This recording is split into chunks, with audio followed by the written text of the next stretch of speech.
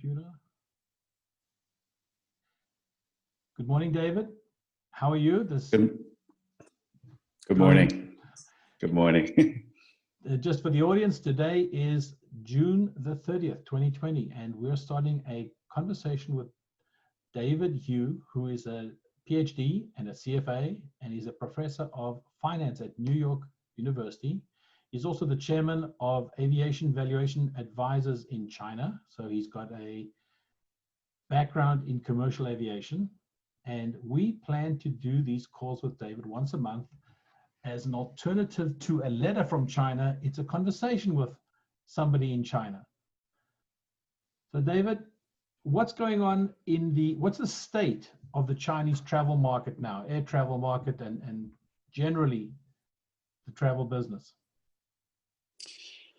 Well, the current state of Chinese aviation and travel market is that we were first to go down related to COVID. And as such, we were actually the first, one of the first markets to come back from COVID. The progression of aviation travel traffic really had been bouncing back, scheduled traffic-wise, basically only down about 10% or so. So recovering very nicely in terms of scheduled traffic. This, unfortunately, there was a small outbreak in Beijing not so long ago. And this really put a damper on this recovery. While it seems that the authorities were very aggressive in clamping this down, so the outbreak seems to be contained, the air travel itself were really restricted from Beijing into and out of Beijing. And basically, if you are coming from there to any other province, there might be quarantine restrictions in place. As such, this really dampened up the scheduled travel significantly. And not only that, but also in terms of the was expected rebound from the domestic leisure travel market, especially from this past weekend. For those who don't know, this past weekend was a long weekend, 3-day holiday for Dragon Boat Festival. And but basically this, instead of being something showing signs of vibrancy, it was noted about 70% off in terms of traffic. So back to kind of where it kind of almost reset kind of where we were. So pretty disappointing from that point of view.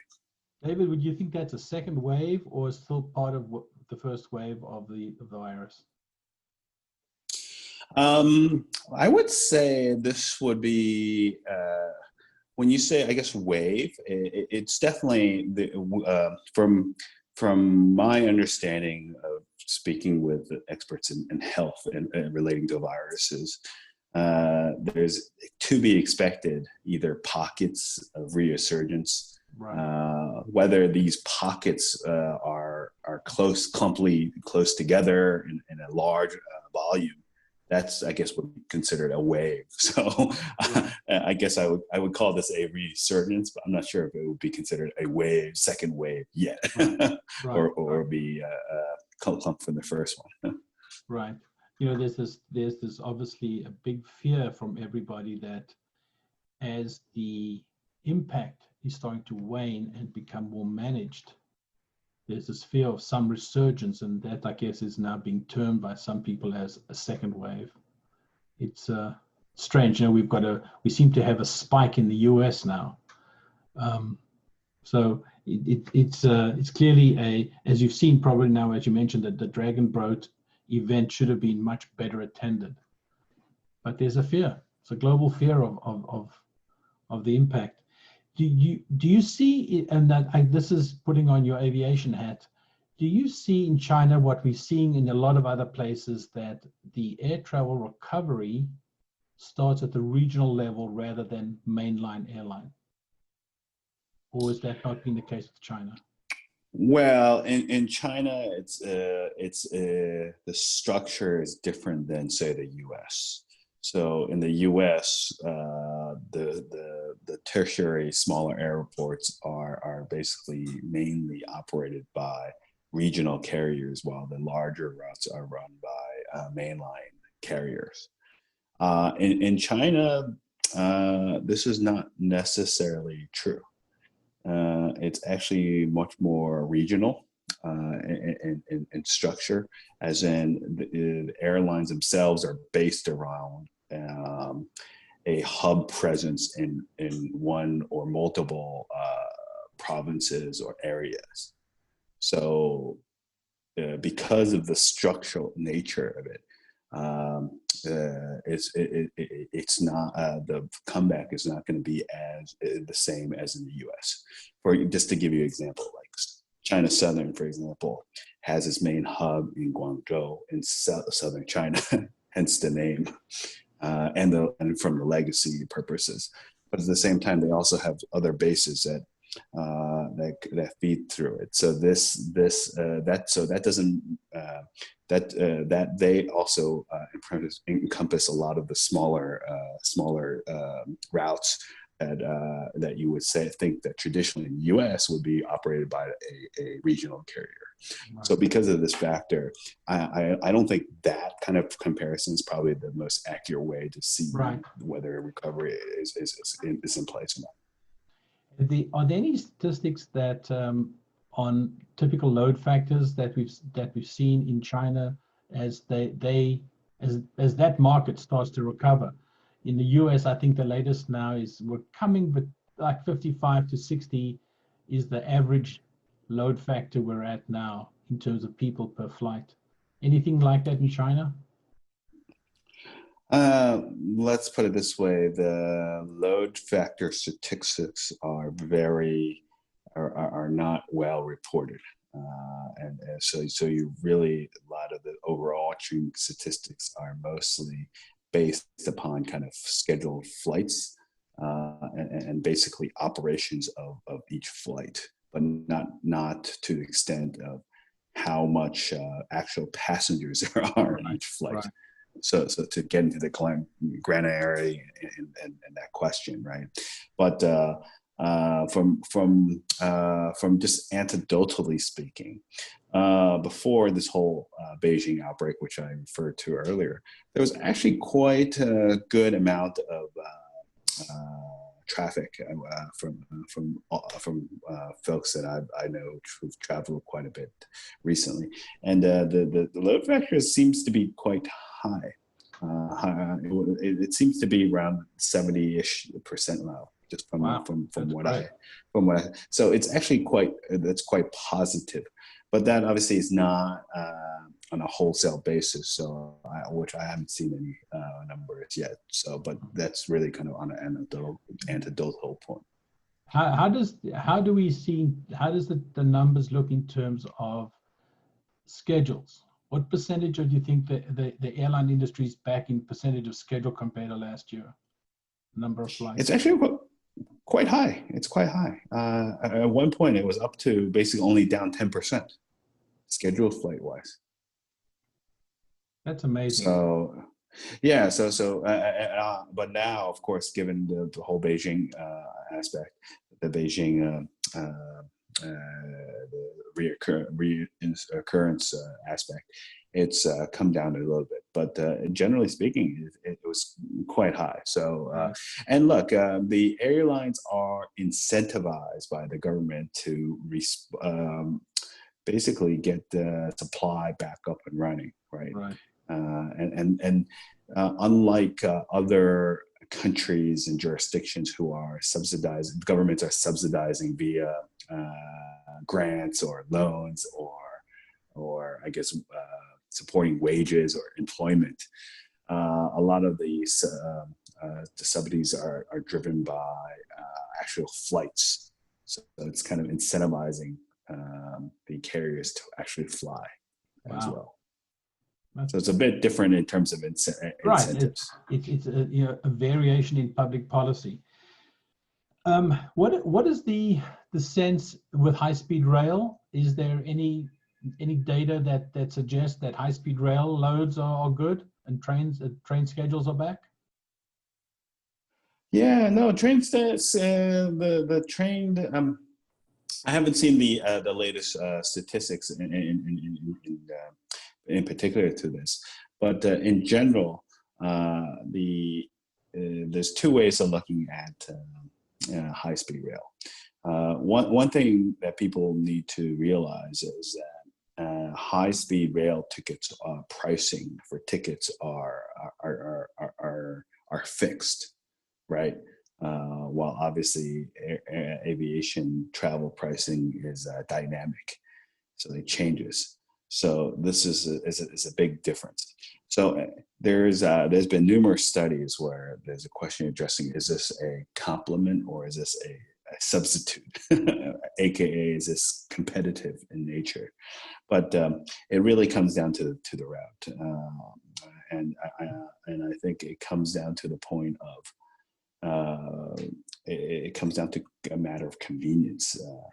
Give you for those who don't know, if you're going to Beijing, Shanghai, look, actual flight, it's actual flight is 1.5. But if you were including all the delays and then the time that you're circling for to land, etc., that could add up to the same amount of time as 4 hours, the fastest time on a high-speed rail from a point to point. Right. So and pricing wise, well, before this,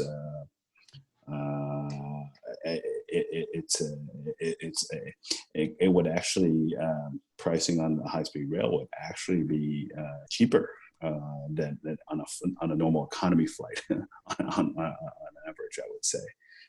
So it really, but obviously not for the folks who do last minute bookings. Right. But at the end of the day, high-speed rail is something that will the capacity is fixed, right? That they will run trains as much as possible to get that up. So the supply side is there. So this is definitely from my point of view, given where we are today, there will be instances where it will be competing heads more directly. Right. But that being said, because of the load aspect of flying, the delay factor is actually significantly better today than it was in terms of congestion. And I've written a little bit about this in various articles over the years, but it's much better today than it was pre-COVID. That's for sure. And I suppose in China you've got the same kind of bubble travel as we have here. That there's nothing crossing the border, or there's very little crossing the border other than freight. That's same sense of what's going on there. When you say crossing the border, you mean more international? Correct. It's very limited.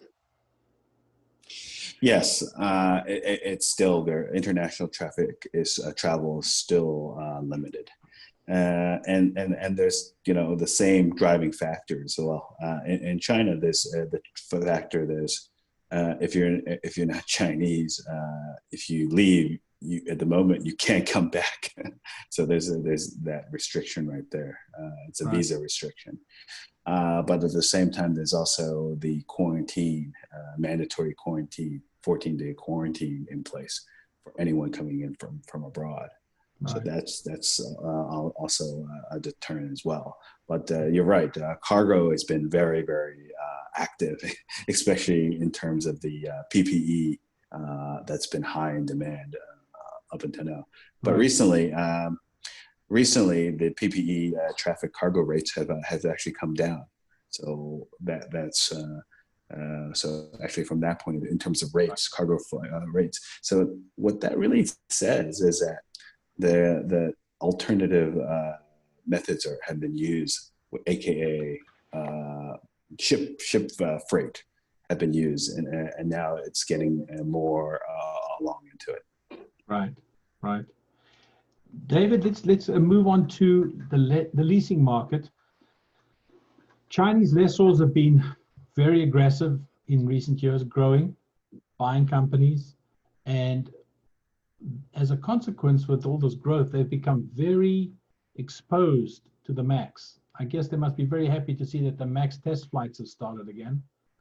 But you're dealing with a market that doesn't actually want to take delivery of all those MAXs that are parked around the US.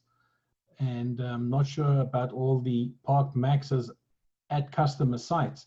Is there anything you can share with us in terms of the Chinese airplane leasing market, and that may have some touch on the MAX? Yes, I would say, look, first in terms of the market, it's delineated where there is the more conservative leasing players who were mostly or all focused on Chinese customers, airline customers and lessees. And then the more, I would call it the more internationally oriented folks who had a much more diverse customer base globally. So if you think about it from that perspective, the domestic, the folks who are conservative, well, in the beginning you say, oh, it's not good to be conservative and have all of them in China. But in this particular case, the Chinese carriers, I would say, has performed relatively well compared to the rest of the world in terms of effects from COVID and Mm-hmm. bounce back. So it's quite an interesting kind of observation. And so let me now kind of switch gears and touch upon this the MAX issue. And you're absolutely right. There's been a large order of MAXs by the Chinese airlines and also the lessors. But at the same time, given what's going on, the demand the demand situation is similar to that of the rest of the world, right? There's not as much need for additional uplift today as it was pre-COVID. The expectation of growth, right? Growth and replacement. Remember, the MAX is mostly going to be put on domestic routes with a few kind of regional, kind of international routes for that purpose. But at the same time, even if we see, I know the testing has started again today, recently, and even if we have the FAA clear it, which it doesn't seem to be done until end of the year, towards the end of this year, it's going to be a question of what EASA as well as the CAAC is going to ask Boeing to do in terms of testing, so that they would be happy with this airplane.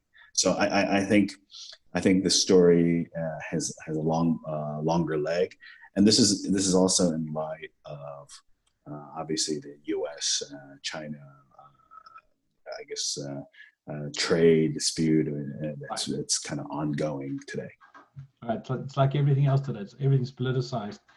David, let's move Right. on to the Chinese aerospace programs. The ARJ21 had a big week this week. 3 deliveries to 3 big customers. What's the story on that program? Still moving along? It seems, I mean, obviously it's really late, but what's the sense at AVIC? Well, look, it's actually not AVIC, it's Comac. Sorry. Comac, who is the manufacturer of the ARJ21. No problem. Well, look, the ARJ21 has been, I guess, a slow burner, right? So with these recent spew of deliveries, they're approaching 30. So that's for a while it was in the teens, and now the diversity of the airlines has also been shown, right? With the simultaneous delivery to the 3 Chinese major airlines. There's been before this. Most of it was delivered to Comac's, I guess, invested airline.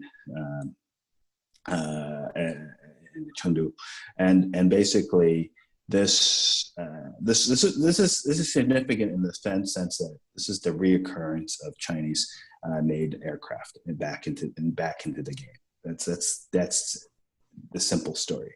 Right. But at the same time, this is only the beginning of the story, right? Because I'm